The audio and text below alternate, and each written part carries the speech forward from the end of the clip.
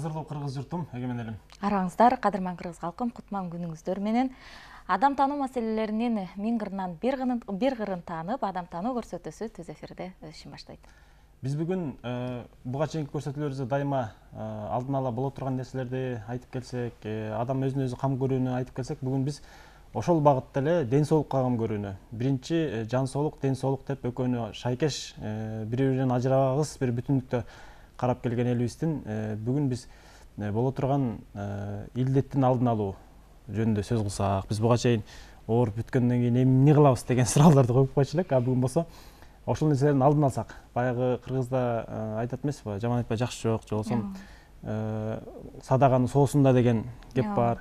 Айтор ушундай нерселердин баардыгын алдын алсак, биз баягы бүткөндөн кийин кесепет менен урушпай, себеби менен күрөшсөк, ошондо ийгилигибиз артып, адам таануу, өзүн өзү таанууга болгон өбөлгөбүз ачыла беле деген үмүттө бүгүнкү ушул алдын алуу маселелерин сүйлөшөлү деп турабыз. Ооба, сиз жан соолук анан ден соолук деп аябай туура белгилеп кеттиңиз. Ошол ден соолук маселелеринен келип чыгышы дагы ошол жан соолук маселелеринен улам башталат экен.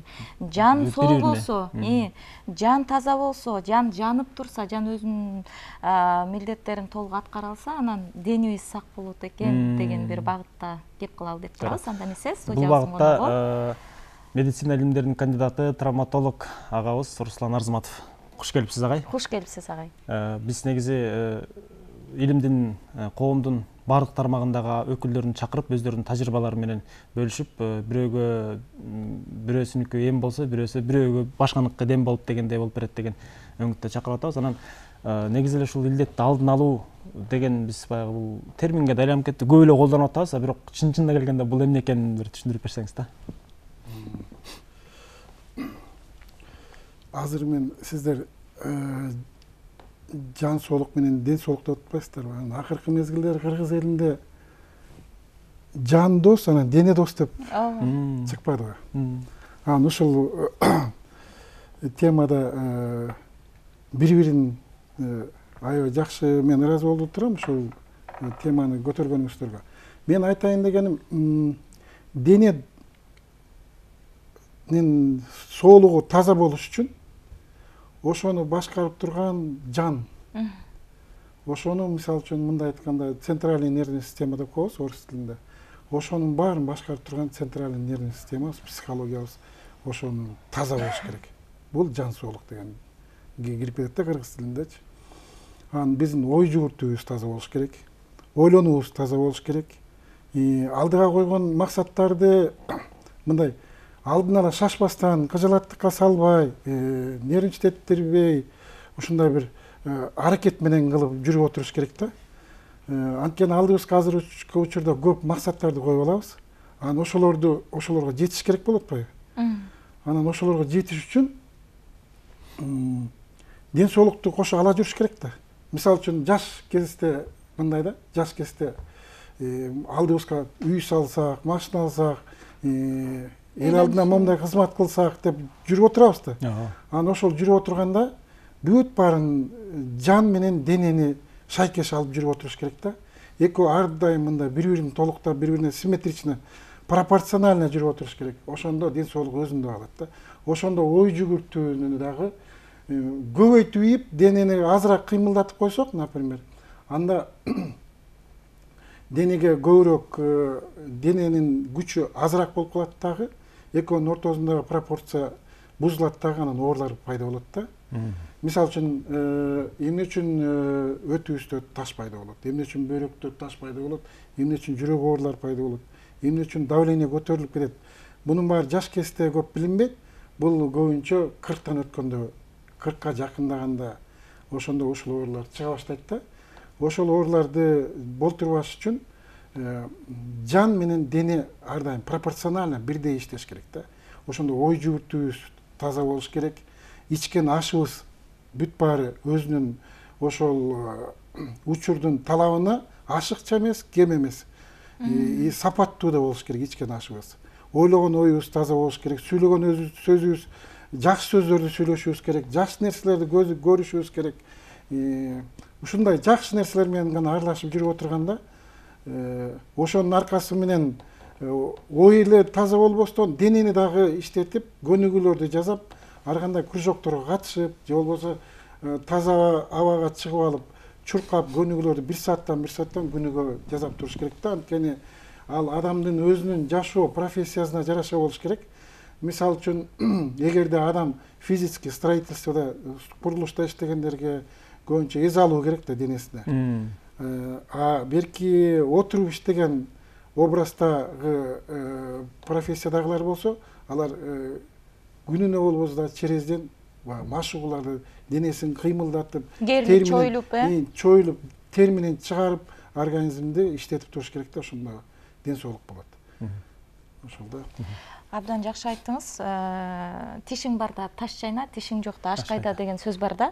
Демек биз баягы тишибиз барда аны баягы ташты деле чайнап деген сөз дейм, катуу нерсени деле. Демек баягы жаш кезде ошол ден соолукка кам көрүү, жаш кезде иш аракет жасоо менен бирге ден соолукка кам көрүү деген бир жакшы нерсени айтып кеттиңиз да. Ушул жерден бир кошумча нерсени эстеп кеттим, бир окуяны. Биз кичинекей кезде жерибиз бар болчу, талаада жумуш жасачубуз да. Анан менин улуу байкем бар, менден 2 жаш улуу. Ал болсо аябай жумушту бат эле бүтүрүп коюп, ойноп кетиш керек да. Аябай жан талашып жасайт жумушту бат бүтүрөйүн депчи, анан чарчап шалдырап отуруп калат. Атам айтчу да, бир калыпта иштесең, жан алып жан берип иштейсиң, анан кийин ден соолук ушундай да кетет. Эгер бир калыпта иштесең, сен чарчамак да эмессиң, өзүң денеңе да күч келтирмек эмессиң депчи. Аябай жакшы сөздөрдү айтып кеттиңиз. Анан ушул жерден дагы бир суроо бергим келип атат да. Ошол ден соолукка кам көрүүдө биз жанагы ойдун тазалыгы, ниеттин тазалыгы деп жакшы айтып кеттиңиз. Алардан сырткары дагы эмнелерге көңүл бурушубуз керек? Жеген тамагыбызга, ичкен суубузга да көңүл бурушубуз керекпи? Ооба. Ичкен тамагыбыз азыр бизде технологиянын өнүгүп турган мезгилинде бүт баарын эзептеп койсо болот. Мисалы үчүн канча грамм продуктун кандай жесең, андан канча калория чыгат. Адам басканда, например, 1 километр басканда, баланча 1000 шаг жасаганда, 5000 шаг жасаганда канча калория адам сарп кылат. Ошол боюнча азыр бизде акылдуу телефондорубузда бүт бар ошол программаны кийирип алсак, ошону менен өзүбүздүн жашообузду өзүбүз контролдоп турушубуз керек да. Анткени азыркы мезгилде технологиянын ушунчалык бир өнүгүү мезгили болуп турат. Ошонун аркасынан калбай, баарын көрүп калайын деп, жашоо аябай кызуу, жылдан жылга жаңы бир ачылыштар болуп, бир адам таң каларлыктай бир дүйнөдө өзгөрүүлөр болуп, ушундай болуп атпайбы? Анан ошонун баарын адам бир жашоого келгенден кийин ошонун баарына жетишкенге аракет кылыш керек деп. Ошон үчүн эң биринчи ден соолукту караш керек. Ошол ден соолукту караш үчүн жана мен айтып кеткендей эле психологияны туура алып жүрүш керек. Анан мен жакында эле бир эмеден көрүп калдым да. Мен ушунчалык сабырдуумун. Сыртыман билгиспейм, бирок ичимен эле кыжалат боло берем. Андай болбош керек. Ал ичинен кыжалат болуп, тияка ичинен эч кимге сыртынан билгиспейт, бирок анын энергетикасы ичинен бузулуп атпайбы? Тең салмактуулук бузулат. Токтой берет да. А сыртынан айтпайт. Негизи кыргызда андай, ой, ичиңде бугуң болсо айтып ал деп кайра айтылып атпайбы? Андай нерсени айтып, сабырдуулукка салып, эми мындай чоң нерсени айткым келсе, берден азыр эсиме келип кетти. Бул ааламда сабырдуулук энергиясы деп коебуз да. Бүт ааламды ушу сабырдуулук энергиясы асмандагы жылдыздардын баарын өзүнүн ордунда кармап турат да. Ошонун, мисалы үчүн айтып атпайбы, бул аалам чоң космос болсо, ошонун кичинекей бир бөлүкчөсү адамдын дене тулку бою депчи. Анан ааламда кандай ошол тең салмактуулук кармап турса, адамда ошол тең салмактуулукка баш ийиш керек жашоосунда. А бул сабырдуулук деп аталат да. Ошондо центральный нервный системадан эмени башкара турган адренергический гормондор деп коет да, бүт ички органдардын баарын башкарып турган гормондор чыгып турат да. Анан ошолор эгерде адам сабырдуулук менен жашаса, ал бул космостогу бүт жалпы сабырдуулук менен чогуу шайкеш келип жашайт дагы. Баягы илгерки легендаларда айтылып кеткендей, адам 200 жыл жашаса деле болот экен, 150 жыл жашаса деле болот экен дегендерди ишке ашырса болот. Биз азыр көпчүлүк учурда пендечиликке салабыз дагы. Пендечиликтин аркасынан мен тигини жетишим керек, буга жетишим керек, тиги мага караганда тиги жакшыраак машина тээп калыптыр, тиги 2 этаж 3 этаж үй салып коюптур, мен ошондон кем бекем деп атаандашып атып, тытынып атып, баягы өзүбүз баягы ааламдын жана тең салмактуулук мыйзамынан чыгып кетебиз дагы. Ана чыгып кеткенде мындай жалпы мындай обзор кылып көрсөңөр, ошол биз өзүбүздүн энергетикабызды, өзүбүздү башкарып турган өзүбүздүн энергиябыз бар да. Ошону тиги ааламдын чоң энергиясына каршы алып алабыз. Напряженный кармап алабыз да. Напряженный кармап алганда биз ал биздин ички органдар жетишпей калат. Ошон үчүн жетишпей калгандыктан, жетишпей калгандыктан өтө таш пайда болуп кетет. Ашказанда жара пайда болуп кетет, язва. Бөйрөктө таштар пайда болуп кетет. Табарсыкка дагы ошондой болот. Кан тамырлардын ичтеринде атеросклеротический бляшкалар, ослабленный клеткалар, алар адамдын иммунитети күчү кеткен сайын слабый клеткалар, күчү жок клеткалар организмде көбөйө баштайт да. Анан ошолор бир жерге барып жабышып калат. Анын дагы өзүнчө багы сапаттуу стенкалары болуш керек. Клетканын ичинде сапаттуу өзүнүн органеллары болуш керек. Алар бир жеринен жетишпей калат дагы. Баягы биз пендечиликке сала бергендиктен энергиябызды сарптаганда көбүнчө нервный болобуз, талашабыз, тартышабыз, кыжалат болобуз. Менин оюмдагыдай болбойт атат дейбиз. Ошолордун баары биз ааламдын жана чоң тең салмактуулук энергиясына өзүбүздү каршы коюп коебуз. Анан ошондо ааламдын чоң энергиясынын алдында биз өзүбүздү эле күйгүзбөйбүз. Ал күйгүзүшкөн эмне менен чыгат? Ал ар кандай оорулар менен чыгат. Эң биринчи гипертонический болезнь, экинчи сахарный диабет, ожирение, жанагы ас кыймылдап көп тамак ичип өзүбүздү мындай контролго албагандыктан зрениелерибиз начарлайт.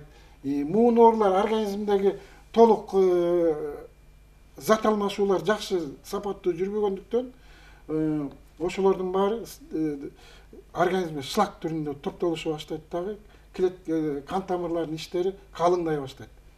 Анан кийин алар уже өзүнүн табигый башкаруусунан чыгып калабыз, организмден чыга баштайбыз да. Анан кийин тиягынан организм уже баягы ооруган жерин билгизип, мындайча айтканда тревожный состояние боло баштайт да. Ошол себептен анын аркасы менен иммунитет түшө баштайт. Түшөт. Иммунитет түшкөндөн кийин кичине бирөө жанында бирөө вирусный инфекция менен кетип баратса, эң биринчи ошол киши ооруйт. Эң биринчи. Былтыркы пандемияда негизинен айтылбады. Бул сахарный диабеттегилер биринчи ооруйт экен. Анан иммунитети слабыйлар биринчи ооруйт экен. Момундай ашыкча вестегилер биринчи ооруйт экен деп ушулардын баары чыгып атпады. Дүйнөнүн бардык жагында эле ушулар чыгып атпады. Ошон үчүн биздин бүгүнкү айтып аткан сөздөрүбүздүн баары ошого каршы болушубуз керек. Азыр деле пандемия дале жүрүп атат. Кимдер ооруп атат? Иммунитети слабыйлар ооруп атат. Анткени баягы пендечиликке салып, баягы оюбузду, өзүбүздүн денебизди, жаныбыз менен денебизди туура алып жүрбөгөндүктөн, анан кийин оору иммунитетибиз аябай төмөнкү деңгээлде болгондуктан коркуу сезими көп болот. Ошол адамдарда коркуу сезими көп болот да, баягы былтыркы оору келтирет дегенде качып, тияка бияка качып, эч кимди жолотпой, ушундай болуп атпады. Биз ал оорунун ушунчалык бир внезапно келип каларын да билген жокпуз. Өзүбүздү өзүбүз даярдай албай калбадыкпы? Ошол себептен эң биринчи бул мен бу жерден тиги денебизди ар дайым даяр алып жүрүшүбүз керек деген айтып атам да. Анткени биз бул тегеректеги айланып чөйрө менен ар дайым хоть көзгө көрүнбөгөн микроорганизмдер болобу, көзгө көрүнгөндөр менен болобу, баарын туруштук бериш үчүн жанагыдай иммунитетибизди жакшы алып жүрүшүбүз керек, өзүбүздүн денебизди жакшы алып жүрүш, мындай сергек алып жүрүшүбүз керек. Ушундай да, анан бул жерден дагы кетет да, бул жерден ойду түз алып жүрбөгөндүк себебибизден биз эмнеге жабышабыз? Тамекиге жабышабыз. Биз эмнеге жабышабыз? Биз алкоголь ичимдиктерге жабышабыз. Анткени өзүбүз мындай чарчоо сезими түшкө чейин эптеп иштейсиң 1-2 саат. Анан чарчоо сезими болот, же бирөө менен өзүңдү туура алып жүрбөгөндүктөн бирөөгө пикир келишпестиктер болуп кетет дагы. Анан эмнеге алып кел сыртка чыгып тамеки чегип келет. Ар бир 2 саат сайын. Ооба. Ушундай болот да. Туура. Мындай суроо да, мисалы, ушул адабияттардан азыр эми шумдук адабияттар өзүн өзү таануу боюнча ушул аябай эле адабияттар, окуулар көп эле чыгып калды. Анан ошолордун биринен окуп калдык. Менин оорум менин устатым дегенди окуп калдык да. Кандайча десем, тиги ошол берип аткан, жана жогоруда Руслан айтып кетти, сигнал депчи. Мисалы, кек сактаганда бир орган, жини келгенде бир орган, капа болгондо бир орган, таарынганда бир орган, ушу сыяктуу ар бир эмоционалдык абалдарга ошого жараша организмдер ооруп турат дейт. Ошол канчалыктан келишет? Мен ал жагынан эмес, мен башка жагынан айтып берейин. Эгер жанагы эле теманы уландырайын да, адам баласы жашап келтет, бир 30тан өттү же бир 40тан өттү, анан караса доктурга барса тиягың ооруйт экен, биягың ооруйт экен деп чыга баштады. Жанагындай жалпылап жыйынтык чыгаралы. Эмнеге бул ооруга туш болду? Эмнеге да? Эмнеге? Значит, ошол инсандын ой жүгүртүүсү, тамактануусу, өзүн алып, коомду алып жүрүүсү, ошолордун баары топтолуп келип бир ооруга чыгып калды да. Анан адам баласы өзү ойлонуш керек. Ошол инсан ойлонуш керек. Мен, значит, өзүм ушул убакка чейин жашап келип, мына мисалы үчүн 40ка чыктым дейли да. 40ка чыктым, ушул оорулар менден чыкты. Значит, өзүнө өзү отчет бериш керек.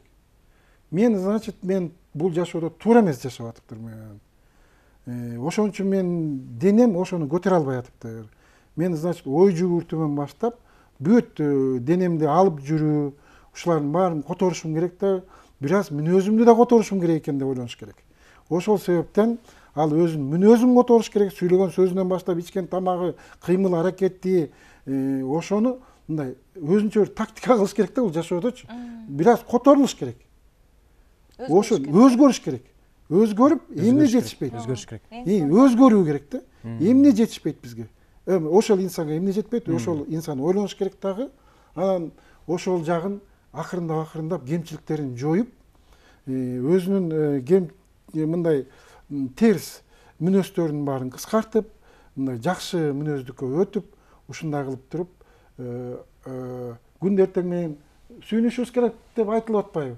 Күндө эртең менен турганда ушундай Алла Таалага ыраазычылык билдирип турушубуз керек депчи. Ошондон баштап өзүнүн мындай жашоо тартибин, өзүнүн график расписанияларын баарын канча саат иштеш керек, канча саат машыгуу кылыш керек, канча саат эс алыш керек, ичкен тамакты кандай кылыш керек. Именно ошол оорунун мүнөзүнө жараша, ошол эми мисалы үчүн көбүнчө айтпадыкпы, ой жүгүртүүдөн чыккан оорулар депчи. Ошону негизинен эле оорунун баары нервный системадан келип чыгат, чындап келгенде. Ошол организмди башкаруу бузулуп атпайбы? Ошон үчүн ошолордун баарын которуш керек. Менин оюм ушул. Эң сонун айттыңыз, бул өзгөрүүгө келиш керек депчи. Анткени көпчүлүк Сигнал айтат да, белги берип атат өзгөрүүгө, өзүнө адамдын өзүнө чакырык болуп атат да. Мисалы, ошол бир аябай кооптуу оорулар менен ооруп, анан укмуш илимдер ачылып кеткен, укмуш бир жаңы окууларды ойлоп тапкан, жаңы бир ачылыштарды жасаган адамдар бар да. Мисалычы, ошол оору негизи ошол сиз айтмакчы сыноо иретинде келип, балким бир ошол адамды оң жолго буруу максатында, анан белгидир болушу мүмкүн. Анан дагы бир нерсе, ошол жан менен дененин экөөнүн тең салмагы бузулгандан анан кийин оору чыгып атат дагы, Ооба. Анан ошол оору чыккандан кийин көбүнчө азыркы биздин мезгилде адамдардын көпчүлүгү кыргыздын жанагы эмесине жакындап өтүп кетелим. Тиги ысык оору, суук оору деп атпайбызбы? Ысык суук деп. суугорго кабылгандардын көбүнчө эмеси пульсу аябай мындай төмөн, давлениеси төмөн болот дагы, ал мындай алы жок болот. Алы жок. Алы жок болгондо ага ар кандай оорулар сразу жабышат да. Мисалы үчүн туберкулез оорулары, сырттан келген жанагыдай вирусный оорулар, суук болгондо өпкө оорулары, ушулар жабышат да. Анан ысык ооруну болсо азыркы биздин учурда негизинен биздин элде ысык оору көп болуп атат. Анткени могу тамак аштын ушунчалык мындай эми кымбатчылык болсо дагы обилие чындап келгенде. Кыргыз биз өзүбүздүн салтыбызга жараша биздин дасторконубуз ар дайым барчылык. Бизде мисалы үчүн дасторконун үстүндө ар дайым тамак аш туруш керек, холодильник толтура туруш керек. Той берсек дасторконун үстүнүн баарын толтурушубуз керек. Эт обязательно болуш керек, майлуу эт болуш керек. Ушул ошого бирок биздин салтыбыз болгону менен биз кыймыл аракетибиз аз болуп атпайбы?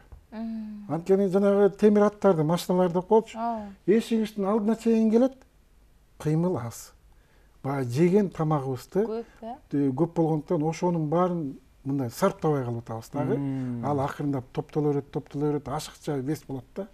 Биздин азыркы элдердин көпчүлүгүндө ашыкча вес, ашыкча салмак.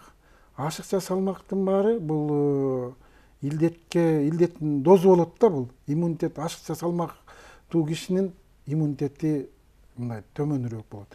Анткени илгери биздин ата бабалар күнүнө 2 маал деп коелучу тамактан. Күндүзү негизинен суусундуктарды гана ичип жүрүшкөн. Кыргыздын өзүнүн улуттук суусундуктарын кечинде гана тамак ичип алып жатчу эмес беле кыргыз элинде негизинен.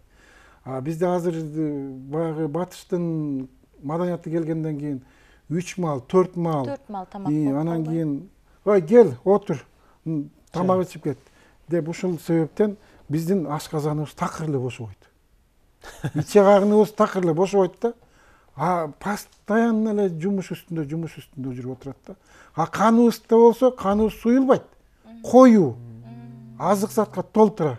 Аны сарпташ үчүн булчуңдарды иштетиш керек да. Булчуңдарыбыз деле иштебей атпайбы? Ошол себептен биздин организмге жанагыдай шлактардын толуп кеткендери ушундан көп болуп атат да. Барчылыктагы адамдын алкын бузуп атат дебизби? Азыркы учурда мен оорунун алдын алуу боюнча мен ушу элибизге мындай бир кеңешти айтып кетким келет. Жумасына 6 күн тамак ичели, 7 күндүк ичинде менен жашап атпайбызбы?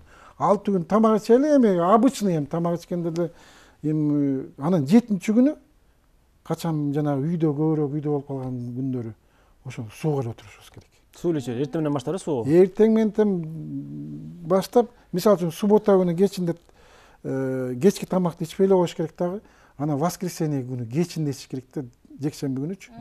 Ошондо 24 саат 24 саат болот да, ошол мезгилде тазалануу болот. Эгерде ишемби күнү кечинде конокко барып калсак, например, анда жекшемби күнүндөн тиги дүйшөмбү күнгө чейин сууга отурушубуз керек. Суу деген эмне бул? Суу эле ичип жүрүп отурушубуз керек да. Ошондо биздин жана мен айтып кеткен коюуланган каныбыз, денебизге толуп калган ашыкча энергетикалардын баары өзүнөн өзү сарп болот. Ушинтип көнө берсек, Кудай буйрса, баягы оорулардан такыр кутулуш үчүн, таптакыр кутулуш үчүн 20 күндүк, 30 күндүк сууга өтүүгө өзүбүздүн денебизди даярдайбыз да. Азыр, например, мен көпчүлүк адамдарга өзүм травматолог, ортопед болгон себебимен бел оорулары бар, муун оорулары бар. Алардын көпчүлүгүн кирип келатканда эле айтам да, кабинетиме кирип келатканда, азыр бул тизем ооруйт деп айтат, азыр бул белим ооруйт деп айтат деп тур келгенде эле. Анан ушундай деп айтканда, сиз оорубаганда ким оорумак деп айтам. Ал дагы салмагыңыз менен кантип анан оорубайсыз? Ал дагы салмагыңызды көтөрүп жүрүп канча жаштасыз, ошончодон бери көтөрүп жүрүп чарчайт да. Весиңизди түшүрүңүз деп ушундай кеңештерди берип келтем да. Анан ой, сиз дары жазып бербей эле ушундай кеңеш берип, биз кайра капчыгыбызды экономить этип калып турбайбызбы деп ушундай дагы жактырган адамдар көбүрөөк, бирок жактырбаган адамдар да бар. Ооба да. Алар тоодон, например, келет дагы бир уюн сатат, акчасын чөнтөгүнө салып алып, мен ушул докторго барып алып туруп, ушул уйдун акчасын баарына дары ичип, дарыдан куйдуруп бир ден соолугумду чыңап туруп анан келип калайын дейт да. Анан келгенден кийин, ай, момундай кылыңыз, тигиндей кылыңыз деп, мындай азыраак дарыларды жазып берип койсом, анда айтат. Ишенбей калабы. Сиз чөтө мага Туура эмес доктор көңүл экенсиз. бурбай койдуңуз окшойт депчи. Ушундай да. Ушул жерден дары боюнча өзүңүз айтып калдыңыз да, агай, ушул мисалы көбүбүз деле аң сезим ошондой да, ооруп калсак деле баттыраак дары ичип айга коюшубуз керек да. Кутулуш керек да, Оорудан кутулушубуз керек. Же болбосо мисалы билим алыш үчүн деле да, же бир нерсе үйрөнүш үчүн эле бат деле үйрөнүп алышыбыз керек да. Ушундай адамдын табияты ушундай болуп калды да. Анан дарыны деле негизи ошол биз бат эле сайдырып алып, сиз айтмакчы бат эле же ичип алып бүтө турган дарылар канчалык деңгээлде ошол оорунун өзү менен күрөшөт? Биз жанатан бери ушундай кеңешип аткан сөзүбүздүн жообу кайра эле жыйынтыкта ошого чыгарабыз да азырчы. Мындай болот да. Эми биз баягы доктор болуп жүрүп, баягы баарын окуп, билип, угуп, көрүп жүрүп, анан ден соолукту кантип сакташ керек экенин өзүбүздө түшүнүк терең да. Ден соолук менен кесиби байланышпаган кишилер муну түшүнүшпөйт. Анан ошол себептен алар дарыга аябай чоң басым жасашат. Ушул дарыны иче койсом эле, анан ооруман бир айдын ичинде кутулуп калсам дейт да. Ал 10-15-20 жылдан бери топтоп келаткан оору. Ал адамдын өзүнүн турган турпаты, ойлогон ою, психологиясы ошол ооруга алып келди да. Анан кийин эле алардын жанагыдай образын которбой туруп эле анан кийин жана дарыны ичип койсо эле ал оорудан кантип кутулмак эле, кутулбайт да. Ошол оорулууну, ошол бейтапты карап турсаң, карасаң чөнтөгүндө тамекиси турат. Той топурда жана спирт ичимдиктерин ичип коет кенен кезир. Анан ошондой болуп тургандан кийин дарыны куюп койсо эле айыгып калса анда таптакыр медицина менен аябай калыстык да жок болуп калат. Ошон үчүн бирок бул жерден ал кишиге жардам беришибиз керек. Ал кишиге жардам бериш керек. Ошол дарыны өзүнүн диагнозуна, өзүнүн оорусуна жараша ошол дарыларды дайындашыбыз керек. Ошол курс лечениесин жасашыбыз керек. И ошол дарыланып аткан мезгилде ал адам бул ооруга кандайча жолугуп калды. Ошону себептерин, түшүндүрүү иштерин баарын мындай параллельно жүргүзүп отуруш керек да. Негизи биздин саламаттык сактоо ушул жагын баары каралган. Бирок ага биз терең маани бербейбиз да. Мындай эгерде ден соолугун тазартам, жакшы бекемдейм, чыңайм деген адам ушунун аркасынан жүрүп отурса, азыр баарын тапса болот. Жанагы руханий маселеси менен келген адамдарда деле ушундай го. Баарын ал эмне болуп ушул абалга келди, ошонун себебин изилдеп отуруп анан жан дүйнөсүн дарылапчы. Дене дүйнөсүндө ушундай дарылаш керек экен, агайым караш. Доктор өзү жана дарыгер өзү биринчи кезекте психолог болуш керек, агай.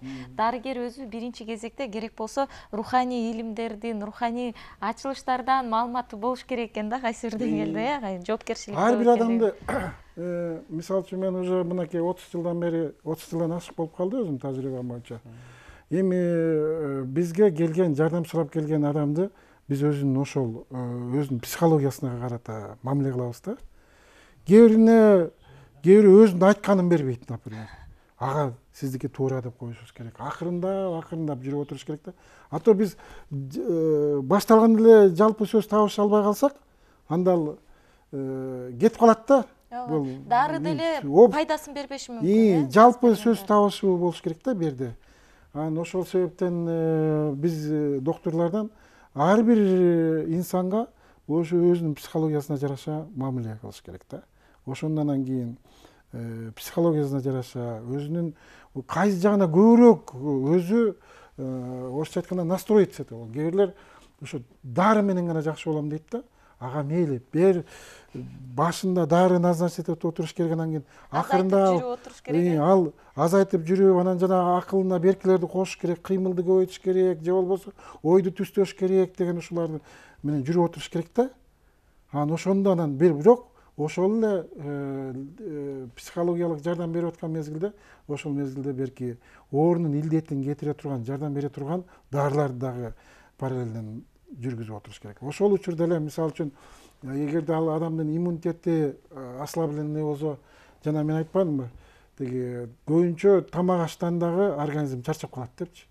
Ич агарын тынбай эле иштеп атса 4-5 кыйыл тамактанчы, кыймыл аз болсо, ошондо бир жумасына бир сутка тамак ичпей койгон мезгилде ошондо организм өзүнүн ички резервин ойгото баштайт да.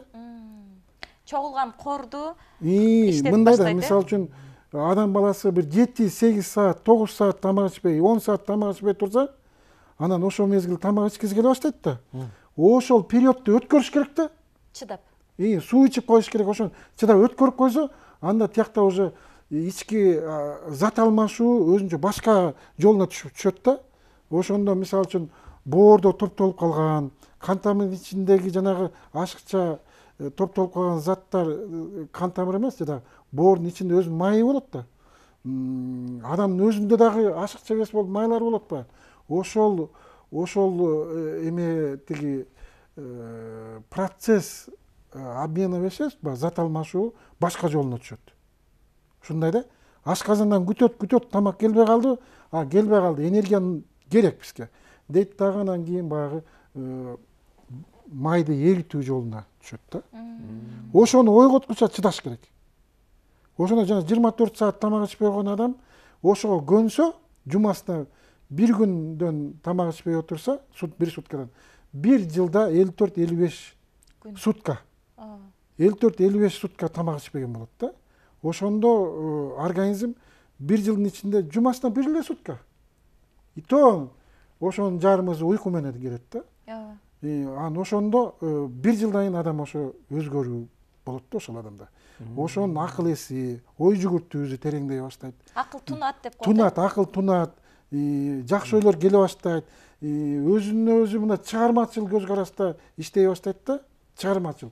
Мисалы үчүн бир жерде иштеп бир нерсени өзүнүн кесиби боюнча иштеп атса, ой жүгүртүүсү тереңдеп кетет да. Тереңдейт дагы, тигин жасай койсом, муну жасай койсом деп, ошентип чыгармачылык тереңдеп кете берет да. Ошундай акыл эси тунуп деп өзүңүз айттыңыз го, ошундай болот. Суу ичүү күнү, суу ичүү суткасында дейинчи, суу ичүү суткасындагы физикалык кыймыл аракет болуш керек, болбош керек болбу? Болуш керек. Болуш керек. Ал эч кандай деле мындай таасир бербейт. Алсырап, шалсырап. Мисалы үчүн жакында мына азыр бул жакынкы аябай кызуу теманы да козгоп коеюн. Эми эртең бүрсү күнү Кудай буйрса орозо айы башталат да. Ушу биздин айткан сөзүбүз Алла Таала да бекеринен ушу орозону берген эмес. Бул орозо айында эң биринчи орозо эмнеде болуш керек? Эң биринчи бул ашказанда эмес. Эң биринчи акыл ойдун сабырдуулугу, акыл ойдун орозосу болуш керек да. Ошол мезгилде адам өзүн бир калыпка алып келиш керек, тең салмактуулукка алып келиш керек. Жана кечиришели, кечирим сурайлы, кечиримдүү бололу, ушул улуу айда деп айтат да. Ошонун алдында ага чейин кыжалат болуп жүрсөк, ошонун арты менен баягы айта албай аткан орозо келатыптыр. Ушу мен өткөндө сиз жөнүндө жаман ойлоп алдым, мени кечирип коюңуз, биз экөөбүздүн мамилебиз жакшы болбой эле калды деп мындай WhatsApp'тан жазып койсок, жок дене тикелей сүйлөшпөсөк дагычы, ошол мындай жакшы ички биздин өзүбүздүн акыл эсибиздин психологиясы ичибизде баягы кээ бир адамдар мындай болот да, бирөөгө таарынып алып эле кек сактап жүрө берген болот да. Ошонун баары ички биздин могу фонубузду, акыл ой жүгүртүүбүздүн баарына мындай чың алууну пайда кылып отурат да. Ошо чың алууну бошотушубуз керек да. Бошоткондон кийин бүт баягы жазында беден сугарылгандай болуп, бүт жака суу барып калгандай сыяктуу да. Жайкалып өсүп ушинтип калат да. Ошол себептүү мен ушу орозо кармагандарга айткым келет. Ушул айда эң биринчи акыл эсибизди сабырдуулукка алып келишибиз керек, кечирим сурашыбыз керек. Анан кийин эле баягы тамак ичүү мезгилинде кээ бирлер азыр айрыкча орозо кармоо бул мода сыяктуу болуп, күндүзү кечке уктайт дагы, түнү таксы тамак ичип чыгат да. Карасаң каякта кафеде отурат. Түнкү саат 12-1 чейин ушундай болуп баратканы бул туура эмес. Ошол мезгилде тамак ашты дагы кыскартышыбыз керек. Ооз ачыруу дегенде шөкөт пайда болду, анан ооз ачырыш керек деп. Туура айтасыз. Ушул былчыйта тамак ичип. Ушу орозо кармаган киши эч кимге реклама кылбай эле өзү ичинен ушу орозо карманына сүйүнүп, өз алдынча ошол айда өзүнчө бир Куран китептери болобу, же ыйык китептери болобу, же өзүнүн мурдакы бир чыгармачыл китеп жазган жазуучулар болобу, мындай ошол жагына көбүрөөк көңүл буруп, мындай руханий изилдөөнү ошол изилдөөнүгө өтүп, уединение сыяктуу болуп кармалса жакшы болот эле да. Ошондо анан кийин ошол бир айда ошол инсандын жан досу дагы, дене досу дагы эс алган болот да. Эң сонун айттыңыз. Кийинки суроону мындай бергим келип атат да, бул тармакка өтүп көрсөк да, башка тармакка. Мисалы, биз дарыгерлерди көбүнчөсү баягы мындай Кудайдан кийинки эле адам катары көрөбүз да. Ооруп калсак эле мени айыктырат, дарысын берсе эле жакшы болуп калам, барып көрүнсөм эле жакшы болуп калам деген сыяктуу. Сиз айтмакчы, айылдан болобу, тоонун башынан болобу арзып келишет. Ал эми бул жаңы доордун маалыматтарына караганда дейм да, эми бул деле канчалык деңгээлде так же так эмес экенин айта албайбыз, бирок адамдарда, аламда ачылыш аябай көп болуп атат да, сиз айтмакчы. Анан ошондой ачылыштардын бири катары жакында эле бир маалымат окуп калдым. Мындан кийин биз башка измеренияга, башка бир өлчөм ченемдерге өтүп атабыз. Мындан кийин керек болсо адамдарга дары дармектерди мындай кой, химикат дары дармектерди мындай кой дейт да. Чөп дарылар дагы жардам бербей калышы мүмкүн. Мындан ары адамдардын өзүн өзү дарылоосу, аң сезимдик ой тилек менен дарылоосу башталат деген бир маалыматты окуп калдым да. Бул канчалык деңгээлде негиздүү болушу мүмкүн? Эми азыркы учурда биздин пока что маалымат алуубуз эми биз эми мындай болуп атпайбы, биздин кыргыз эли 100 жыл атеизм менен жашабадыкпы? Ооба. Бардык жагын кыскартып, Алла Таала керек болсо мен мусулманмын деп айткан адамдар жаза алып калчу эмес беле, жумушунан алып коюшчу. Анан ошол болгон эле ошондон кутулганыбызга мына 30 жыл болду. Анан кенен кезир ой жүгүртүү башталды. Эми жээктин то тиягына урунуп, то биягына урунуп жолубузду таппай келатпайбызбы? Анан эми ушул мезгилде кыйынчылыктын аркасы менен ар кандай ойлор айтылып атат, ар кандай адамдар чыгып атат, инсандар чыгып атат. Анткени акыл эстин ушундай бир бош коюп, ушундай коюлган себеби деп ойлойм да. Бирок негизинен баары бир деле дарыгердин кеңеши менен бирок адам өзүнө өзү гана жардам бере алат. Ооба да. Бирок могу мен эмелердеги көрүп, телевизордон көрүп атпайбызбы, жанагы кийинки кичинекей биздин өспүрүм балдар, кичинекей балдарыбыздын ушундай акыл эстин тунуктугу, акыл эстин ушунчалык багы дети индиго деп чыгып атышпайбы, жанагы өзгөчө балдар чыгып, көп чыгып баштады. Ушулар чыгып атканы бир ааламда кандайдыр бир кубулуштар болуп атат деген ойго алып келет да. Анан ушул мезгилде мисалы үчүн 5 жыл мурун кандай эле, 5 жылдан кийин кандай болот? Мисалы үчүн биз 20 жыл мурун биз телефондон бири-бирибизди карап, тиги Америка менен деле сүйлөшүп, өңүн карап алып сүйлөшө беребиз десе, мындай ошол качан келет болду экен деп 30 жыл мурун деп коечу. Ошол качан келет деп отурсак, мынакей азыр ар кимибиз менен мындай телефондон бири-бирибизди карап эле сүйлөшүп атпайбызбы? жердин жетүү. Ушул 10 жыл, 20 жылдын ичинде аябай өнүгүү, техникалык, илимий техникалык прогресс аябай катуу кетип баратат. Ушундай темп менен жүрүп отурсак, мына кийинки 30 жылда кандай өзгөрүүлөр болот? Анан ошонун баарын эле көргүң келет да. Ошонун баарына күбө болгуң келет да. Күбө болуш үчүн эмне болуш керек? Ден соолукчун болуш керек. Аман болушубуз керек. Аманчылык болуш керек. Ошон үчүн биз өзүбүздүн образыбызды жанагыдай оорулар башталып калса, кокуй мен тиякта дагы кызыктуу жашоолорду көрүп калайын. Жомок, кечеки жомокту бүгүн ошол реальныйда көрүп калайын деген шартта өзүбүздүн ден соолугубузду чыңап, эртең мененкисин болобу, кечинде адамдын ар кандай нервный системасы болот. Кээ бирлер эртең менен чуркаганды жакшы көрөт. Кээ бирлер кечкисин чуркаганды жакшы көрөт. Мен, например, эртең менен чуркаганды жакшы көрөм. Шаарда жашап аткандан кийин, мындай аба ырайы болуп тургандан кийин, таза абаны биринчи дем ала алайын деп. Түтүн болуп турган. Анткени түнкүсүн тиги тоодон жел келет дагы, эртең менен турсаң, таптаза. Аба таптаза болот. Мен шаардын четинде жашайм да. Анан кийин экинчиден ашказан кечке чейин жана 4 маал тамак ичип алабыз да баары бир пендечиликке баш ийип атпайбызбы? Ашказаның бош болот. Өзүңдү жеңил сезесиң, дем алсаң өпкөң таза убакыт толот мындайча айткандачы. Ошол себептен эртең менен эрте туруп алып бир 3 километр, 5 километр менен жеңил мындайча айтканда орусча айтканда спортивный ходьба деп коелу да. Анын ортосунда жанагыдай 2 таякчаны кармап алса, ошону менен чуркаганда адамдын 90% булчуңдары иштейт да. Ошондо кан жүгүрөт, өпкө жүрөк баары иштейт. Ошонун аркасы менен булчуң иштегенден кийин ошонун аркасы менен иммунитет көтөрүлөт да. Анткени эртең мененки кислородный обогащение организма болуп атпайбы? Андан келип алып баягы ысык мустак баягы душ алсаң, например, ошонун аркасы менен дагы серги болот. Ошол кечке чейинки орустун тили менен айтканда зарядка болот да. Ошол күндүк зарядка да. Кубат, энергия аласың да, кечке чейин чарчабай эле иштеп, кечке чейин иштеп жүрө бересиң дагы. Мындай күнүң дагы жанагыдай ой жүгүртүү, жанагыдай өзүңдүн алдыңа койгон максаттарың менен иштеп отурсаң, аябай мындай түшүмдүү, мол күн болот да ошол күн. Соо денеде сергек акылдычу эле. Мен теманы жок, мен ушуну айтат да.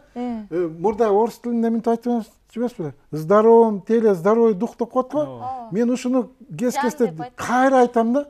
Здоровым духе, здоровое тело депчи. Бирок бири-бирин толуктайт да бул экөө. Туура айтасыз. Мисалы биз денени укпайбыз деген сөздөрдү угуп калам да. Мисалы биз курсак ачкан кезде тамак ичпейбиз, жосом сөзсүз түрдө саат 12 болгондо бирге чейин тамак ичишебиз. Курсагыбыз башка учурда жашышы мүмкүн. Ал учурда ток болсок дагы сөзсүз түрдө обед депчи.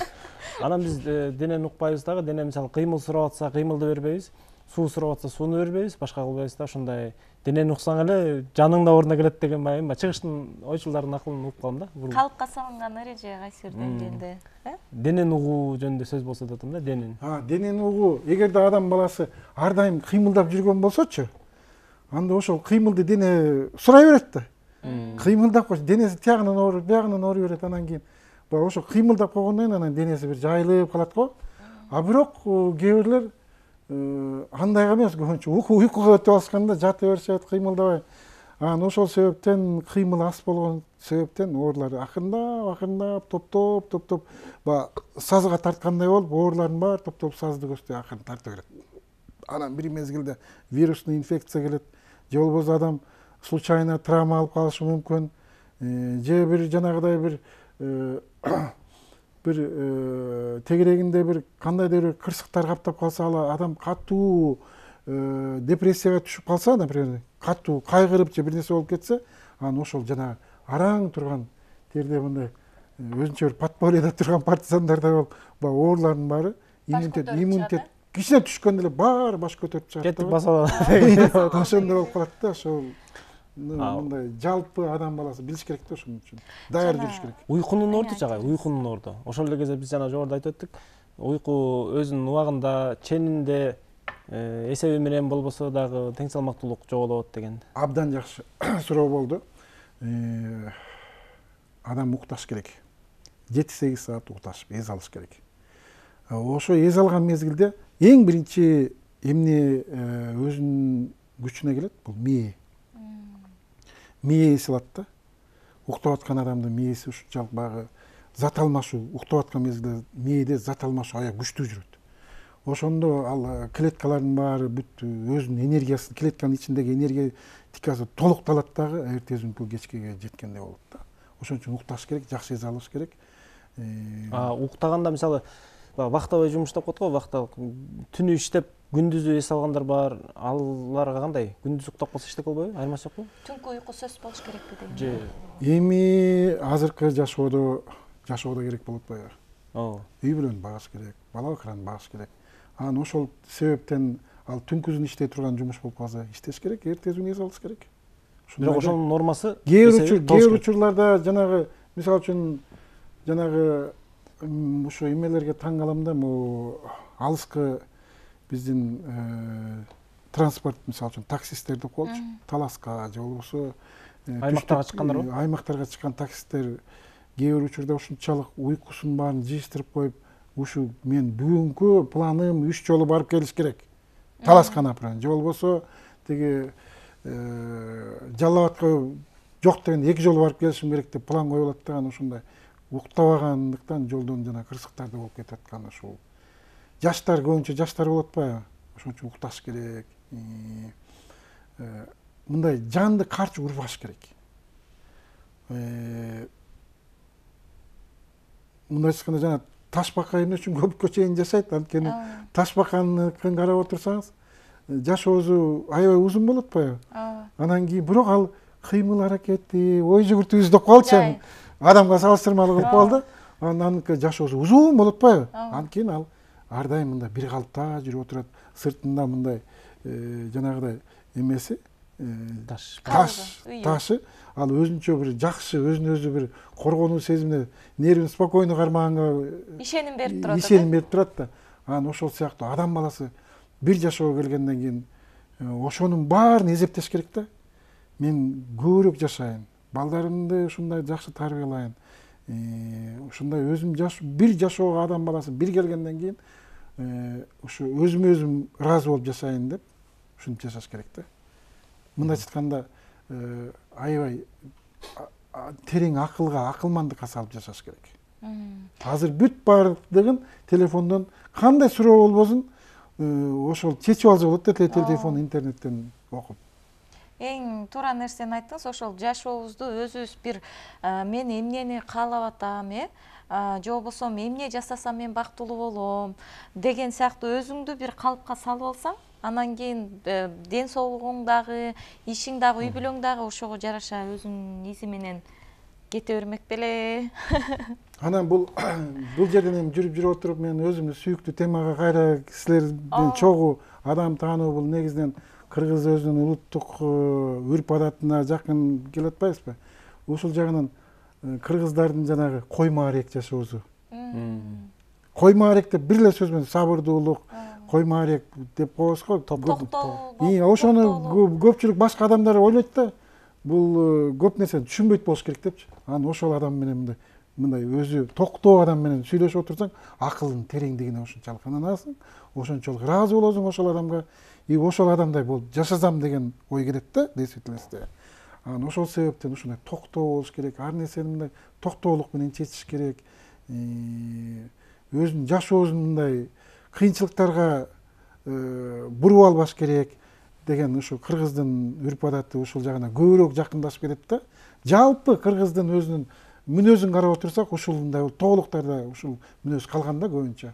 Анан кийин жанагы биздин аба ырайыбыз, биздин жашоо шартыбыз, айрыкча жанагы боз үйдө жашоо, табигат менен ушул жерден табигат менен өзүнчө ымалашып жашоо десе түшүнбөйбүз да, кандай болуп ымалашып жашайбыз депчи. Ушул жерден жанагыдай биз эртеден бери ушу жарым сааттан көбүрөөк болуп калып сүйлөшүп отурганыбызда ушу жалпы алып отурсак, кыргыздын ушул ден соолукту кармоо, аалам менен, могу табигат менен баарына бирдей мамиле кылуу ушул чыгат да.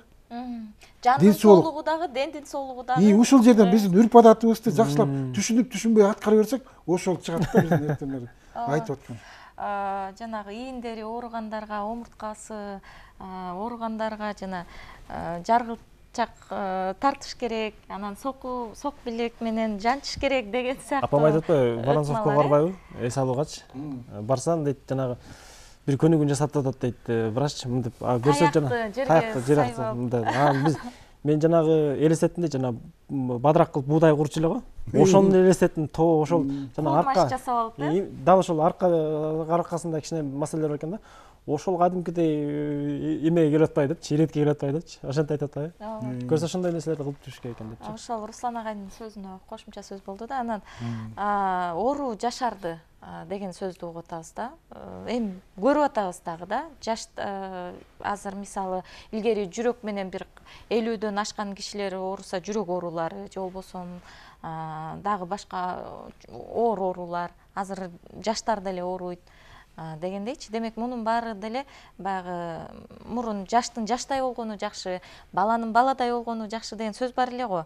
Азыр болсо демек жаштардын деле психологиясы, жаштардын деле ой жүгүртүүсү, жаштардын деле бир аң сезими бир өзгөрүүдө. Бул бул оорулардын баары жашаруунун себеби мындай болуп калды да. Биз чоң империя, СССР деген империянын ичинде жашап калдык.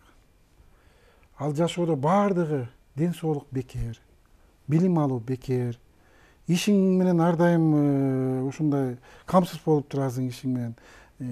Жанагыдай бир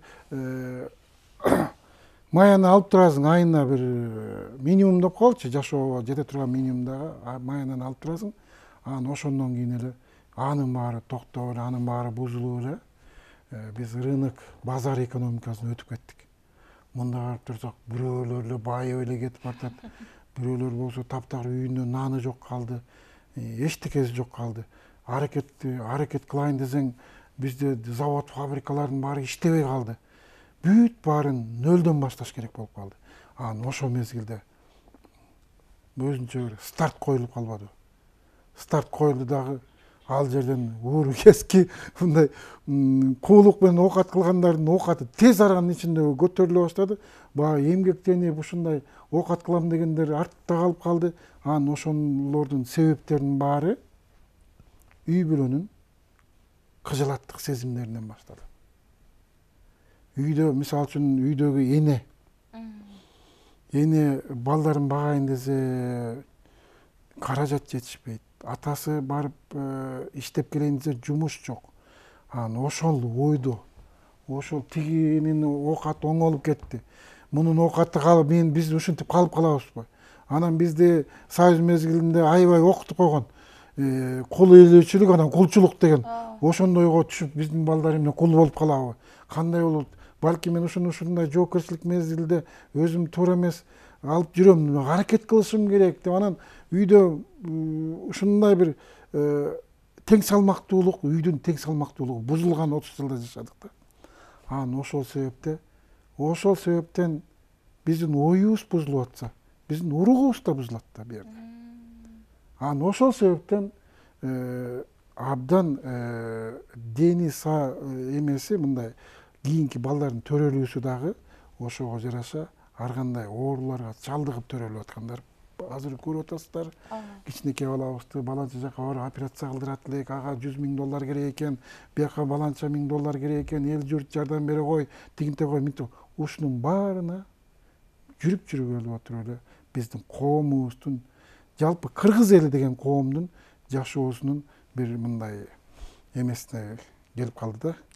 Оңолуу жолуна кайра 30 жылды телчи кишибиз керек болуп калды да. Ой жүгүртүүбүз, өз алдынча мамлекет катары телчигибиз да, ошонун баары биздин ошол жалпы жонунан бир кыргыз элинин психологиясы болуп кетти да. Ошол 30 жылда талаш тартыш заман, тиягына дагы барсаң мындай эме жок, мындай орусча айтканда справедливость, калыстык жок болуп, ошол себептерден биздин балдарыбызда жанагыдай кан оорулары, тубас оорулары, кичинекей балдарын айтып атам да.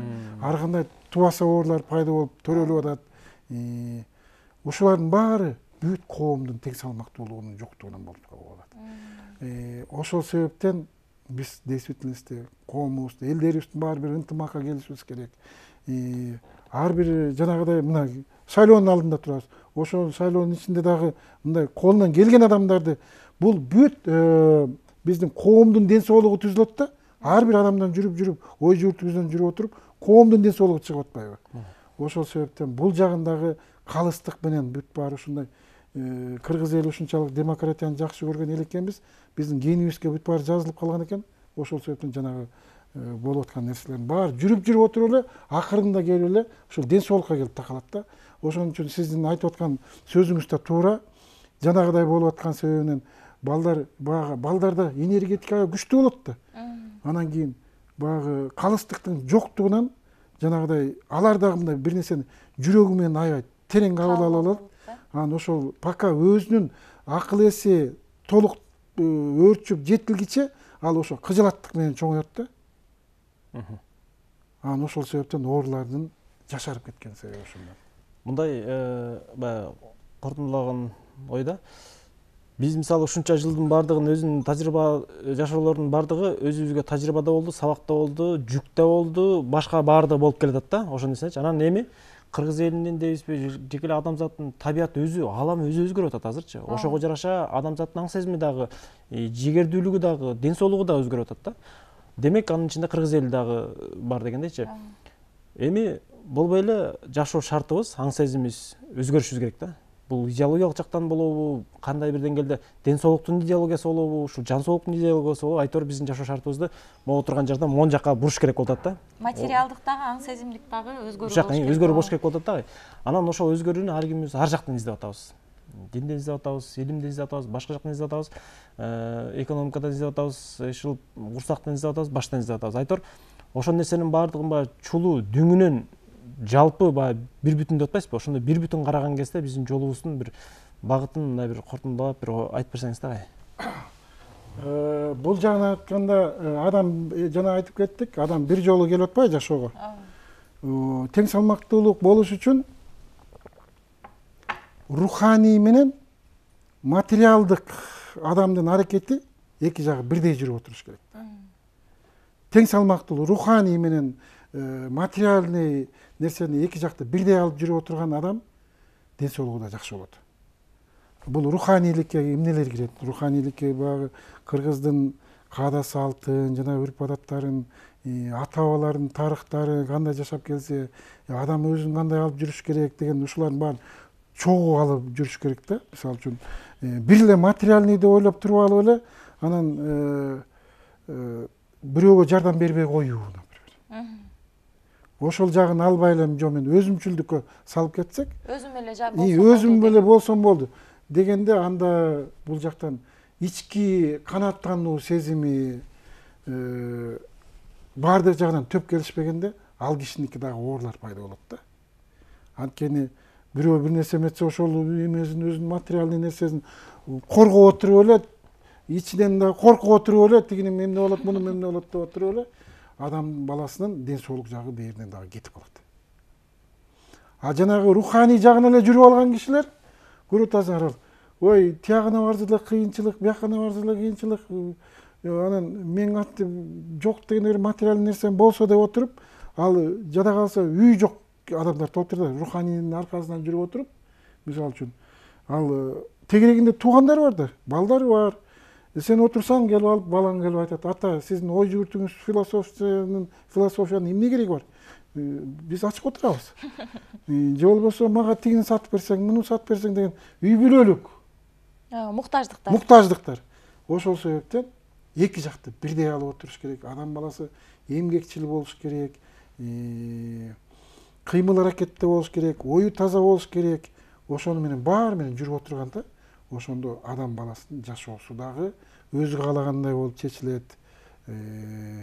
Балдардын алдында дагы ошо тегерегинде курчап турган айлана чөйрөдөгү элдердин алдында дагы баардык жагы төп келишип, ошол адам кийин урмат сыйга ээ болот деп ойлойм. Ток кетерин айттыңыз агай. Чоң Рахмат рахмат сизге, келбергениңизге. Ишиңизге ийгилик каалайбыз. Рахмат сиздерге.